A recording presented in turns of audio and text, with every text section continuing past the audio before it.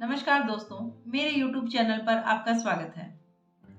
आज की जो वीडियो है वो थोड़ा सा हटके है क्योंकि वह मूलांक और भाग्यांक के ऊपर नहीं है, ना ही वास्तु के ऊपर है। आज की वीडियो है कार्मिक नंबर्स के ऊपर। कई फरमाइश आई थी कि आप कार्मिक नंबर्स पे एक वीडियो बनाएं क्योंकि कार्मिक नंबर ऐसे नंबर हैं जो लोगों को डरा रहे हैं, जबकि ऐसा कुछ नहीं होता।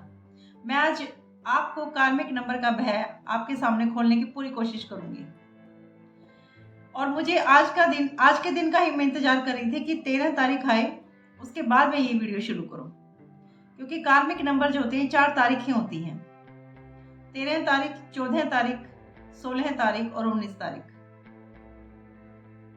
तो मैंने सोचा था कि जो तारीख आएगी उसी दिन उस वीडियो को बनाऊंगी। आज 13 तारीख है और आज से शुरुआत करने के लिए मैंने इसलिए सोची क्योंकि आज 13 तारीख मेरा जन्मदिन है, यानी मैं भी एक कार्मिक नंबर लेकर ही पैदा हुई हूँ। तो आज जिन लोगों का जन्म 13 तारीख को हुआ है उनके लिए है, कल 14 तारीख को और फिर 16 तारीख को 16 कार्मिक नंबर की और 19 तारीख को 19 कार्मिक नंबर की। कार्मिक नंबर क्या होते हैं? लोग काफी डरे हुए हैं कार्मिक नंबर को लेकर कि पता नहीं क्या लेकर पैदा हो गए वो। ऐसा कुछ नहीं होता, बल्कि मैं तो गॉड गिफ्टेड मानती हूँ उन लोगों को जो कार्मिक नंबर लेकर पैदा हुए हैं, क्योंकि काफी लोगों को तो अपने मूलांक और भाग्यांक से ये अंदाजा लगाना पड़ता है कि वो धरती पर करने क्या आए हैं। और कार्मिक नंबर से तो हमें स्पष्ट पता चल जाता है कि हमारे अंदर किस चीज की कमी है और हमें क्या करना चाहिए। हाँ, इतना मैं मानती हूँ कि इस तारीख के लोगों के लाइफ में स्ट्रगल काफी होता है और जो चीज बाकी लोगों को थोड़ा कम स्ट्रगल करने से मिल जाती है, इन लोगों को थोड़ा देर से मिलती है। लेकिन फिर भी ये लोग कम से कम स्पष्ट तो हैं कि उन्हें करना क्या है। पिछले जन्म का बोझ यानी कार्मिक ऋण क्या होता है? यानी इन लोगों ने पिछले जन्म में कोई ऐसा कार्य किया है जो सहनीय नहीं था, या तो इन लोगों ने समय का बहुत ज्यादा दुरुपयोग किया है, या फिर रिश्तों की बिल्कुल कदर नहीं की, या फिर किसी को धोखा दिया है, या फिर उनके पास जो विद्या थी या जो गुण था, जो ज्ञान था, उसका दुरुपयोग किया है लोगों को धोखा देने में या फिर रिश्तों को खत्म करने में। यानी वो लोग अपने कर्मों से भागे हैं और इस तरीके से भागे हैं कि वो बोझ इस जन्म में भी उनके साथ आया है। और मैं तो ये बोलती हूँ कि जो कार्मिक नंबर लेके पैदा हुए हैं उनके साथ जो लोग हैं उन लोगों को उनकी पूरी हेल्प करनी चाहिए, उनके लाइफ पार्टनर को, उनकी फैमिली को।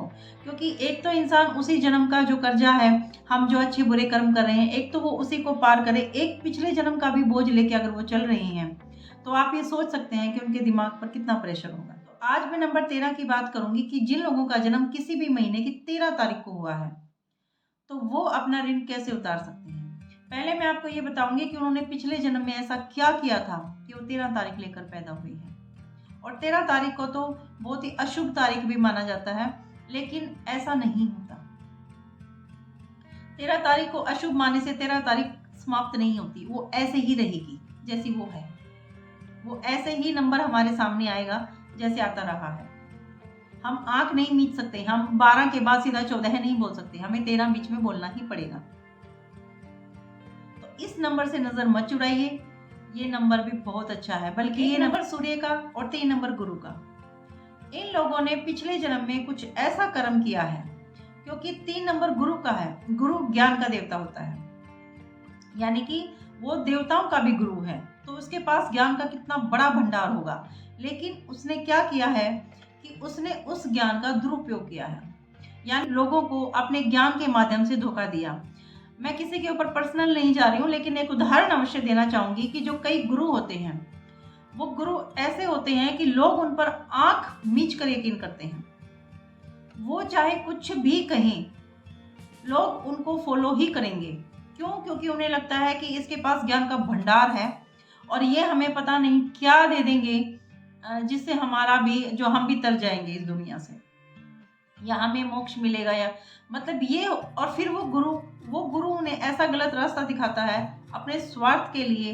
जैसे कि अब भी बहुत सारे गुरु ऐसे जो जेलों में पड़े हुए हैं। असली बात तो मैं यही कहना चाहती हूँ कि बहुत से ऐसे गुरु हैं जो जेलों में बंद हैं। तो क्या वो जो गुरु जेलों में बंद हैं, उन्हें जो ज्ञान था जिसके कारण लोग उनके पीछे चले थे, तो क्या उस गुरु ने उन लोगों को सही रास्ता दिखाया या फिर अपने फायदे के लिए उनका प्रयोग किया? तो जो ऐसे इंसान हैं जिसके पास ज्ञान का भंडार है, लेकिन वो लोगों के माध्यम से उसका फायदा उठाता है, लोगों को बेवकूफ बना के अपने लिए ही सब कुछ करता है, उसे किसी से कोई मतलब नहीं होता, तो वो व्यक्ति कैसे सुखी हो सकता है। और एक कारण ये हो सकता है कि जिस गुरु के पास इतना ज्ञान था, लेकिन उसने लोगों में वो ज्ञान ना बांटा हो, उस ज्ञान को सिर्फ अपने तक ही सीमित रखा हो और आलस्य यानी कि समय का सदुपयोग ना किया हो। कोई अगर उसे सलाह लेने आया हो तो उसने गलत सलाह दी हो अपने फायदे के लिए, या दी ही ना हो, ये सोच कर कि हमें क्या मतलब, मैं अपने ज्ञान को क्यों दूसरों तक ले जाऊं, दूसरों को बांटूं। क्योंकि कई अध्यापक ऐसे भी होते हैं, कई टीचर ऐसे भी होते हैं जो अपनी शिक्षा को सिर्फ अपने तक ही रखते हैं, सिर्फ उतनी ही देते हैं जितनी उन्हें जरूरत होती है या जितनी काम की होती है। उसके अलावा एक गहराई में घुसकर अपने शिष्य को एक हर चीज देना, जितना ज्ञान गुरु के पास है जो देना, वो ना दे, तो मैं तो इसमें गुरु की कमी मानती हूँ। अगर शिष्य ही ऐसा है कि वो पूरी तरह ज्ञान नहीं लेना चाहता, उसे कोई इंटरेस्ट नहीं है, तो एक अलग बात है। लेकिन अगर हम किसी शिष्य को पूरा ज्ञान नहीं देते या गलत ज्ञान देते हैं, तो इसमें गुरु की कमी ही है, फिर वो कार्मिक नंबर लेकर ही पैदा होगा। कर ही हम सोल जो होती है वो टास्क लेती रहती है, कंप्लीट करती रहती है, अपने आप को पूर्ण करती रहती है, और जब तक सोल पूरी नहीं होती, आत्मा पूरी नहीं होती, संपूर्ण ज्ञान उसे नहीं होता, वो ऐसे ही जन्म लेती रहती है। तो जरूरी नहीं है कि कार्मिक नंबर लेकर अगर हम इस जन्म में पैदा हुए हैं तो पिछले ही जन्म के ऋण थे, वो कोई जरूरी नहीं है। वो ये नहीं पता कि वो कितने जन्मों के ऋण थे। तो इस 13 नंबर में एक तो 3 नंबर जिसके बारे में मैंने आपको बताया, एक है 1 नंबर। 1 नंबर होता है राजा का नंबर। ये वो नंबर है जो एक पावर का नंबर है, यानी कि इन लोगों ने अपनी पावर का दुरुपयोग किया होगा। पावर का दुरुपयोग करने में बहुत सारी चीजें आती हैं, किसी को सताना या किसी को ऐसा कुछ कर देना कि उसके मुंह से बददुआ ही निकले। तो ये जो होता है ये एक पावर का नंबर है, और अपनी पावर का गलत प्रयोग करने वाला इंसान कभी ना कभी तो उसका भुगतान करेगा ही। ये जो 1 और 3 नंबर लेके जो पैदा हुए हैं 13 तारीख, ये एक कार्मिक नंबर इस वजह से बनता है। और कोई भी इंसान कोई भी कर्म करे उसका ऋण उसे अवश्य चुकाना पड़ता है।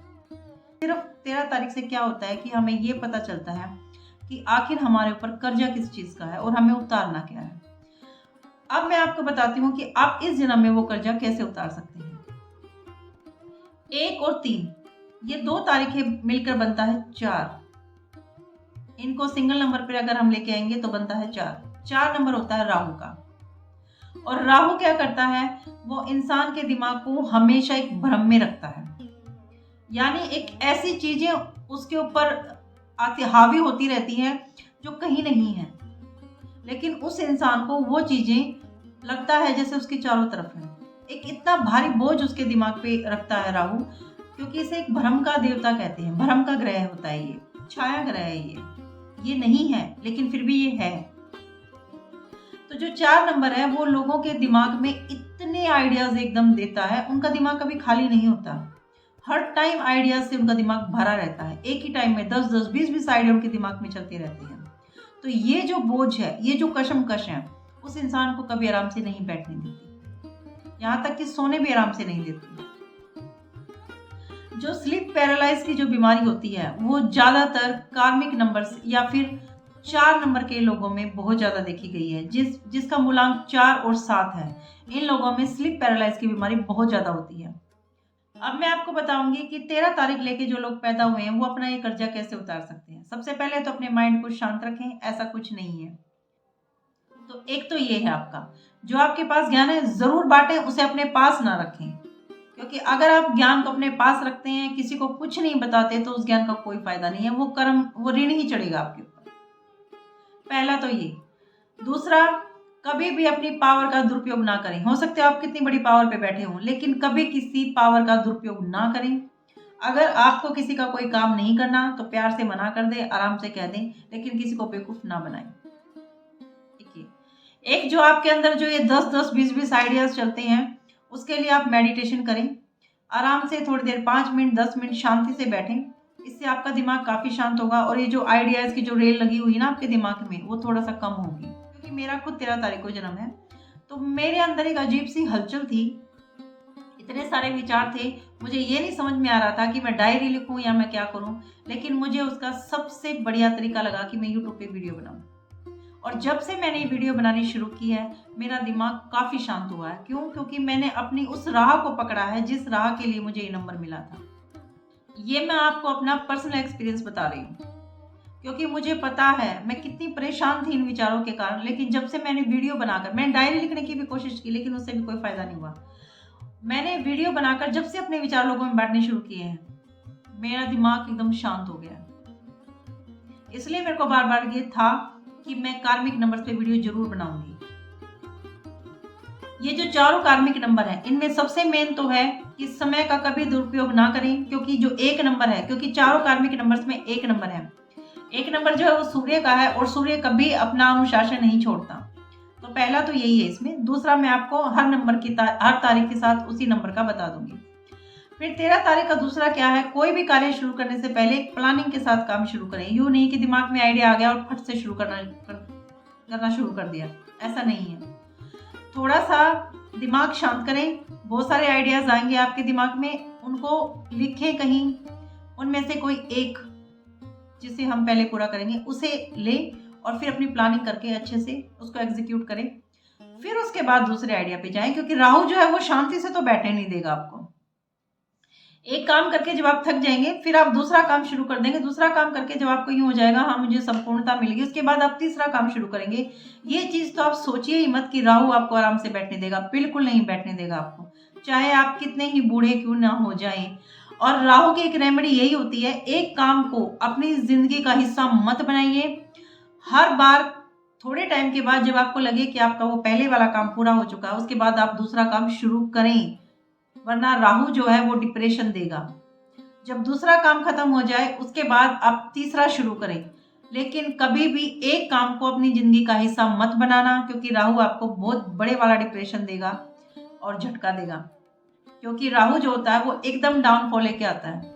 इसीलिए आप एक काम पर ना अटके रहें, काम को बार बार, यूं नहीं कि हर बार फटाफट चेंज करें, नो नो नो। जब आपका एक काम कंप्लीट हो जाए उसके बाद आप दूसरा काम पकड़ें, उसमें आपको बहुत फायदा मिलेगा। और इस नंबर के व्यक्तियों को बहुत जल्दी सफलता नहीं मिलती है, तो थोड़ी शांति रखें, मिलेगी, सफलता भी मिलेगी अगर आप अपना पेशेंस नहीं खोएंगे।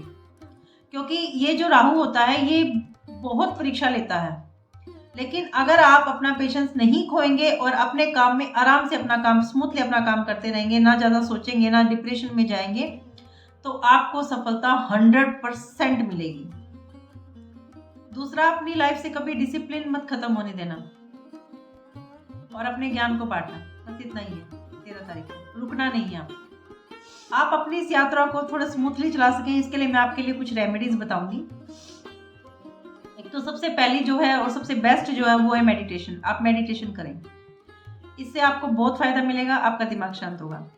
दूसरी, आप सुबह सुबह नंगे पैर घास पर चलें, क्योंकि जो 1 और जो 3 नंबर है, इन दोनों नंबर को जो है 5 नंबर ही कंट्रोल कर सकता है। तो 5 नंबर होता है बुध का। तो आप कोशिश करें कि हरे रंग की रेमेडी आप जरूर करें। अगर आप पढ़ाई करते हैं या कोई भी ऐसा काम करते हैं तो आप हरे रंग के पेन का इस्तेमाल करें। आप हरे रंग के कपड़े पहन सकते हैं, हरे रंग का कोई भी कपड़ा अपने पास रख सकते हैं। आप अगर लेडी हैं तो हरी चूड़ियाँ पहन सकते हैं। नाक का जो आपका होता है पहनने का, उसको हरे रंग का करवा सकते हैं, उसका नग। आपके इयरिंग्स का जो नग है वो हरे रंग का करवा सकती हैं। तो हरे रंग को अपनी लाइफ में या अपने घर में, आप जो पूर्व दिशा है उसमें सीनरी लगा सकती हैं हरे पेड़ों की। आप हरे रंग को अपनी लाइफ में शामिल करिए, आपको दिमाग से काफी शांति मिलेगी। आप हरे रंग की वस्तुओं का दान कर सकते हैं, या फिर आप चांद की रेमेडी कर सकते हैं। चांद की रेमेडी मैंने अपनी कई वीडियो में बताई है, अगर आपने नहीं सुनी है तो मूलांक 2 की जो वीडियो है उसमें रेमेडी में आप चांद की पूरी रेमेडी मैंने बता रखी है, आप वो अपना सकते हैं, इससे आपको शांति मिलेगी। तो मैं 13 तारीख वाले लोगों से कहना चाहूँगी कि अच्छे से अपनी लाइफ जिए, अपने नंबर को पहचानें कि ये नंबर आपसे क्या मांग रहा है और आप उसी हिसाब से अपना काम करें। घबराएं नहीं, बहुत अच्छा नंबर है, आपको काफ़ी सफलता देगा। अगर आप लोगों को मेरी इन्फॉर्मेशन अच्छी लगती है तो मेरी वीडियो को लाइक करिए, शेयर करिए और मेरे चैनल को सब्सक्राइब करिए। धन्यवाद।